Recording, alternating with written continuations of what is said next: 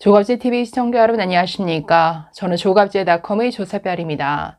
2023년 3월 8일 밤 9시를 가리키고 있습니다. 이번 황영웅 사태를 보면서 참 언론이 문제다라는 생각이 들었습니다. 항상 어줍지 않은 심판자 행세를 하죠. 게다가 고무줄 잣대입니다. 정과 사범, 민주당 이재명 대표에 대한 언론의 태도를 기준으로 보면 황영웅에 대한 언론의 모습은 완전히 마녀 사냥, 집단 폭행 수준입니다. MBC의 경우에 황영웅 씨에 대해서 정과자 황영웅 갱생 실패라는 제목을 달았습니다. 이외에도 다수의 언론이 폭행 황영웅, 정과자 황영웅, 학폭 황영웅 이런 제목을 달았는데 학폭은 완전히 사실 왜곡이죠. 학폭은 없었습니다. 일방적인 주장만 있을 뿐입니다. 자, 그래서 이런 제목들을 보면 아니 형평성을 고려하면 이재명 대표에 대해서도 뭐 쌍욕 이재명, 정과자 이재명, 정과사범 이재명 이렇게 불러야죠. 자, 그래서 완전히 기울어진 운동장입니다. 사실 황영웅 사태와 관련해서 드러난 사실은 딱 한 가지뿐입니다. 그것도 현재 진행형이 아니라 전부 과거의 일이죠. 아니 정과와 관련해서도 7년 전 20대일 때 친구와 싸워서 폭행 혐의로 벌금 50만 원 처분을 받은 것, 이게 전부죠. 그리고 통상적으로 벌금 50만 원이면 경미한 죄에 해당되죠. 무슨 흉기를 든 것도 아니고 집단 폭행을 한 것도 아닙니다. 자, 그런데 이런 죄에 비하면 아니 이재명 대표는 어떻습니까? 모든 것이 지금 현재 진행 중인데 현재 검찰이 기소한 혐의만 보더라도 최소 징역 10년 이상, 무기징역까지 갈 수 있는 중범죄들이죠. 게다가 과거에 아니 우리가 다 들었지 않습니까? 형수에게 정말 입에 담지 못할 그 쌍욕들, 아니 뭘 찢어버리겠다 이런 녹취를 떠나서 경찰 조사받고 나오는 형수에게 전화를 걸어서 그가 행한 온갖 언어 폭행들, 뭐 무슨 인연 전연, 뭐 온갖 욕들을 쏟아냈는데 이런 자가 지금 야당의 당대표를 하고 있습니다. 게다가 과거 정과에는 음주운전, 검사 사칭, 특수폭행에 따른 벌금 500만 원까지 있습니다. 아니 벌금 50만 원 받은 황영웅 씨와 비교하면 완전히 중범죄인이죠. 아니 그런데 멀쩡히 야당 대표 하고 있지 않습니까? 언론들이 이재명에 대해서 날이면 날마다 하차하라라고 요구하지 않죠. 아니 그런데 왜 힘없고 약한 황영웅 씨에 대해서만 이렇게 하차하라, 상금 포기하라, 아니 포기하고 다 하차했는데도 아직도 비판하고 있습니다. 완전히 잘못된 정말 약자에는 강하고 강자에게는 약한 너무나 비겁한 이런 언론의 모습을 우리가 보고 있다라는 것이죠. 여기에 많은 분들이 정말 분노하는 지점인 것 같고 정말 황영웅 씨의 노래와 그 목소리에 참 많은 위로를 받았던 많은 분들이 안타까워하고 또 언론을 향해서 아주 분노하는 것 같습니다. 저희 학폭 주장과 관련해서도 일방적인 주장만 있을 뿐이죠. 전혀 확인된 사실이 없습니다.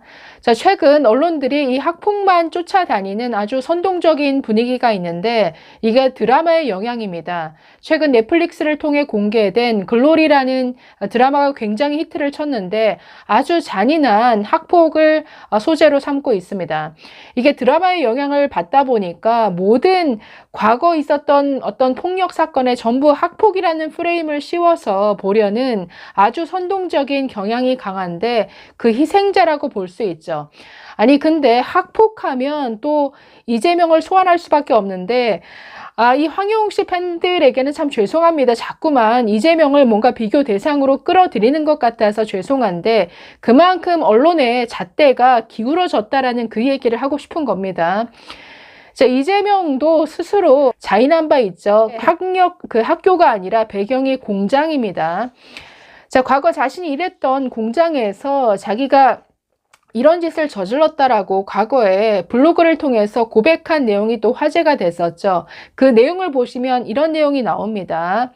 나보다 1살 어린 꼬맹이 여자애가 나이를 2살이나 속여 나로 하여금 누나라고 부르게 해서 머리 끄댕이를 잡아 버르장머리를 가르쳐주고 점심시간에 식당에서 건방지게 놀던 힘 약해 보이는 동료에게 식판을 집어던지는 만행을 저지름으로써 공장 내에서 어느 정도 위치를 차지하게 되었다. 자, 이게 이재명 본인 입으로 한 얘기입니다. 여자 머리끄댕이를 잡아버리고 점심시간에 동료에게 식판을 집어던졌다. 이거 완전히 특수폭행죄 아닌가요? 그러니까 이런 자신의 폭력을 이렇게 자랑하듯이 자기 입으로 그걸 또 SNS에 올리는 이런 이재명이 야당 대표, 우리나라 대표 정치인이 되어 있는데, 아니 무슨 자격으로 어떤 언론이 감히 황영웅에게 아니 네 과거를 알라 이런 식의 비판을 할 수가 있습니까? 그리고 황영웅 씨는 진심 어린 사과를 2번이나 했죠.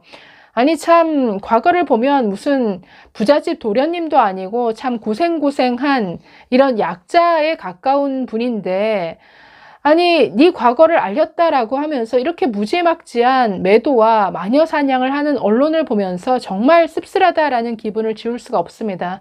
그러니 많은 팬분들이 정말 분노할 수밖에 없고, 정말 그 노래와 목소리로 참 위로받고 치유받았다라고 하는 댓글들을 정말 많이 봤는데, 그런 분들에게는 이게 분노할 수밖에 없는, 그래서 참 약자 편에 서서 황영웅 씨를 응원하고 지지하는 분들이 참 많다라는 생각이 들었습니다.